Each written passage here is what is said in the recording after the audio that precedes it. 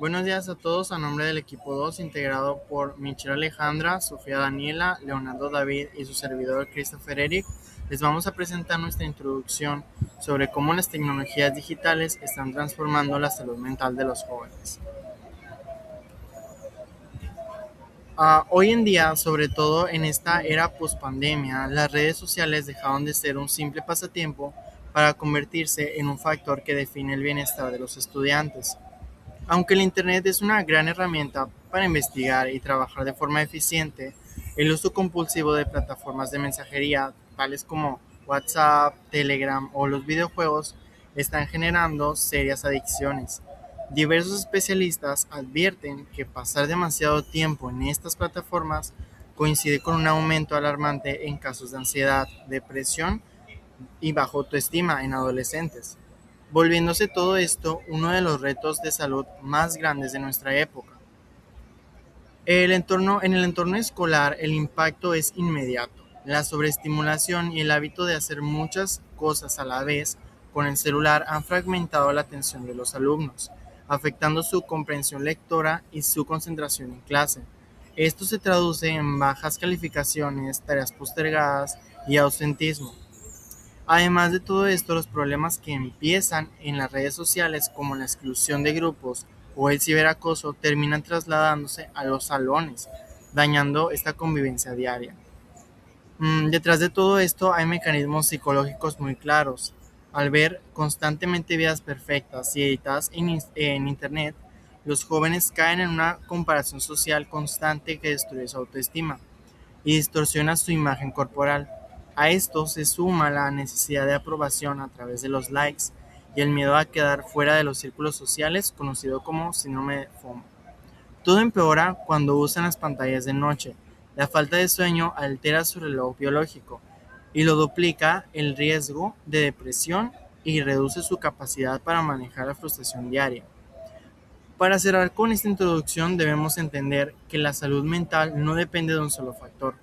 Por eso, el propósito de este análisis es evaluar de forma cuantitativa cómo interactúan variables como las horas de pantalla, el sedentarismo y la hora de sueño. Mediante modelos de regresión lineal, simple y múltiple, buscamos comprobar si estos hábitos actúan como mediadores que agravan la ansiedad en los jóvenes. Ya a continuación, mi equipo les va a explicar detalladamente los resultados de estos modelos estadísticos. Gracias. En nuestra base de datos se presentan nuestras variables así como el número de datos implementados. Para el procesamiento y la comprensión inicial de nuestra investigación se empleó el análisis de estadística descriptiva. Inicialmente se elaboraron las tablas de frecuencia de las variables presentadas anteriormente. Asimismo, se calcularon los parámetros de tendencia central, incluyendo la media, la mediana y la moda. Estas métricas permiten identificar el comportamiento típico y la homogeneidad de los hábitos de consumo digital y bienestar en la muestra de adolescentes estudiada. Asimismo, se presentan las medidas de varianza o dispersión, desviación estándar, varianza y rango, los cuales nos van a indicar qué tan parecidos o diferentes son las variables, son los datos recabados entre sí. Posteriormente, estas tablas dieron paso a la construcción de este histograma múltiple. El histograma múltiple funciona como un diagnóstico visual del estilo de vida de la muestra, permitiendo identificar de un solo golpe de vista la distribución, concentración y dispersión de las 6 variables. A través de la forma de sus barras, este nos puede revelar de manera inmediata qué comportamientos están estandarizados y generalizados en el grupo, como la falta de horas de sueño, que se concentra de forma simétrica en torno a las 6 horas, y que otras variables generan polarización o perfiles extremos entre los adolescentes, tal como ocurre con la marcada dispersión en los niveles de ansiedad y los bloques divididos de inactividad o práctica en la actividad física. El siguiente gráfico muestra que la ansiedad y las horas de redes sociales son los indicadores más impredecibles y con respuestas más dispersas. Por otro lado, las horas de sueño muestran una uniformidad, además de ser la única variable que registra un valor atípico, indicando que dormir de forma saludable, casi las 9 horas, se presenta en minoría dentro de este grupo. Esto coincide visualmente con la presión que ejerce el tiempo de pantallas nocturna, el rendimiento escolar y la actividad física, los cuales son componentes con menor dispersión. Visualmente queda demostrado el desequilibrio de la rutina diaria de la muestra. Mientras que las cajas de redes y pantallas escalan alto en el gráfico, la caja de actividad física se queda aplastada de forma uniforme contra el cero. Al contrastar los histogramas con la curva de ajuste teórica, se evidencia que únicamente la variable de horas de sueño exhibe un comportamiento marcadamente simétrico y acoplado a la distribución normal, donde concentra la mayor densidad de frecuencias en torno a su media y disminuye de forma uniforme hacia las colas. Aquí se calculó la probabilidad de que la población de estudio duerme menos de 8 horas. Utilizando el modelo de distribución normal, con los parámetros obtenidos, se calculó el área bajo la curva para la cola izquierda, x siendo menor a 8. El procesamiento en el software Minitab determinó que la probabilidad de que un adolescente registre un tiempo de sueño inferior a las 8 horas es del 95.55%. Este indicador cuantitativo permite concluir con rigor estadístico que la mayoría de la muestra presenta un déficit severo en las horas que duermen los estudiantes, lo que consolida esta variable como un factor de riesgo crítico dentro del grupo de adolescentes evaluado. Muy bien, ahora pasaremos con la etapa 2, la cual se trata de la estadística inferencial. En esta sección se efectuaron dos diferentes pruebas de hipótesis, permitiendo tomar decisiones poblacionales basándose en solo una muestra. Se tomarán nivel de significancia alfa de 0.05 en ambas pruebas. Primero, se desea evaluar si el nivel de ansiedad, es decir, X1 de los estudiantes, difiere significativamente del valor neutro en la escala, la cual fue dado como 5. Dado que la muestra no sigue una distribución normal, para comprobar estadísticamente esta aseveración, se realizó una prueba de signos de Wilcoxon para una muestra. Primero, se definieron las hipótesis, en la cual la hipótesis nula menciona que la mediana es igual a 5 y la hipótesis alternativa menciona que la mediana es diferente a 5. Posteriormente, se elaboró la siguiente tabla de diferencias, restando individualmente los valores de la columna menos el valor fijo, es decir, 6 menos 5, 7 menos 5, etc. La tercera columna representa las veces que estas diferencias se ven en el conjunto de datos. Por ejemplo, la diferencia de menos 4 se repitió 4 veces en los 25 datos.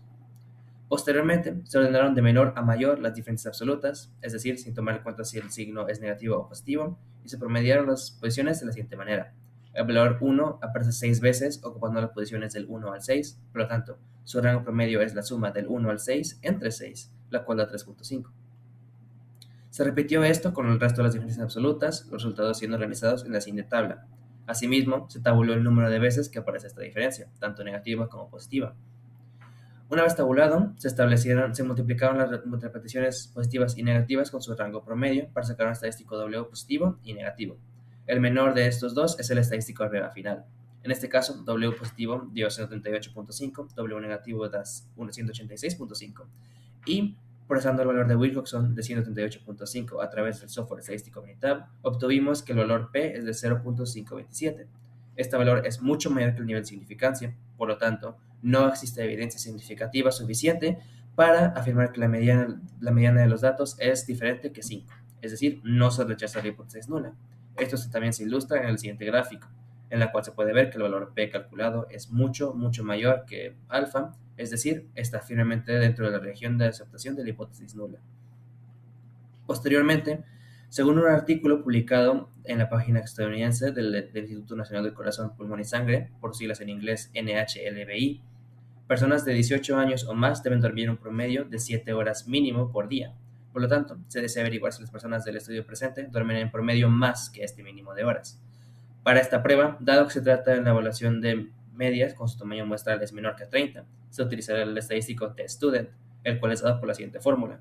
T es igual a la media muestral menos la media poblacional sobre la desviación estándar sobre la raíz cuadrada del número de datos. Posteriormente, se establecieron las hipótesis, donde la hipótesis nula menciona que la media es igual a 7 y la alternativa menciona que la media es mayor a 7. A continuación, se calculó el promedio y la desviación estándar de la muestra, armando la siguiente tabla, en donde n es 25. El promedio muestral calculado fue de 6.23 aproximadamente y la desviación estándar de 0.906. Conociendo estos datos, se acomodaron en la fórmula anterior, de la cual se obtiene que t es igual a menos 3.157 o 3.16. Con este valor se compara con el valor crítico de una cola correspondiente para los grados de libertad n-1, es decir, 24, y el nivel de significancia de 0.05. Este valor es 1.711, lo cual se representa con el siguiente gráfico. En este gráfico se puede observar que el valor de t calculado es mucho menor que el valor crítico de 1.711, lo cual se posiciona firmemente en la región de rechazo de H1. Por lo tanto, se concluye que no hay evidencia estadística que pruebe que el promedio de las horas de sueño de los estudiantes sea mayor que 7 horas diarias. No se rechaza la hipótesis nula. Análisis de la regresión lineal simple. La gráfica de matriz de correlación de Pearson permite evaluar de manera simultánea la fuerza y dirección de las asociaciones lineales entre las 6 variables del estudio. Utilizando un nivel de confianza del 95%, los coeficientes de correlación R aportan evidencia estadística clave. La relación más fuerte de todo el modelo es entre la variable X1 y X5, lo cual viene siendo niveles de ansiedad y rendimiento académico, con menos 0.89, muy cercano al menos 1. Aquí se presenta el impacto directo en calificaciones. El rendimiento académico cae drásticamente a medida que la ansiedad aumenta. Tras analizar los datos, se rechaza la hipótesis nula, al obtener un valor P menor a 0.05, lo que confirma la existencia de una relación lineal significativa entre ambas variables. El coeficiente de correlación de 0.89 indica una fuerza de asociación fuerte, demostrando además que el rendimiento académico explica el 79.2% de la variabilidad en los niveles de ansiedad. Siguiendo con la etapa 3, se construyó un modelo de análisis de regresión múltiple, integrando simultáneamente todas las variables independientes respecto a la dependiente. Como se puede observar, nuestro modelo completo alcanzó un coeficiente de correlación múltiple de 0.929, indicando una relación lineal casi perfecta. Sin embargo, el dato de mayor rigor es el coeficiente de determinación ajustado de 0.828. Esto nos confirma que el 82.8% de la variabilidad en las notas está explicada por el modelo, con un porcentaje de ajuste de 4.167, lo que garantiza que no hay sobreajuste de variables. Para validar este resultado se hizo un análisis de varianza que nos arrojó una F calculada 24.193 con un valor de P de 1.255 por 10 a la menos 7 de significancia absoluta. Esto nos permite explicar la ecuación matemática que obtuvimos aquí. Aquí vemos que el tiempo en pantalla y las redes sociales son los principales detractores, mientras que la ansiedad resta casi una décima de punto por cada unidad de incremento. También podemos observar, gracias al gráfico, cómo rechazamos sólidamente la hipótesis nula, confirmando la alta confiabilidad estadística de este sistema multivariable. Ahora bien, realizamos un análisis evaluando todas las combinaciones posibles independientes mediante Minitab y Excel. Evaluamos desde regresiones dobles, regresiones triples, hasta cuádruples. En prácticamente todas estas iteraciones, los valores de P se mantuvieron significativos y las diferencias entre el coeficiente de determinación y el coeficiente de determinación ajustado de cada variable se mantuvieron por debajo del 5%, lo que nos confirmó que cada variable añadida aportaba valor real al modelo sin inflarlo de manera artificial. La única excepción visible ocurre en combinaciones aisladas como la de X4 y X6, donde el bajo coeficiente de correlación individual de la actividad física y el tiempo en pantalla provocaba una ligera distorsión, confirmando que requerimos un análisis global. Para concluir, nuestro proyecto aportaba 3 certezas estadísticas fundamentales. Primero, el rendimiento académico no depende únicamente de la capacidad de estudio, sino de un equilibrio sistemático. En segundo lugar, las redes sociales actúan como un detractor indirecto crítico, al explicar el 0.760 de la variabilidad de la ansiedad, fragmentando la atención en las aulas. Y finalmente, con una certeza explicativa de casi el 83%, en nuestro modelo múltiple, queda demostrado que optimizar las calificaciones de los jóvenes requiere de manera obligatoria regular el consumo digital y priorizar la estabilidad emocional. Y por último, tenemos nuestras referencias.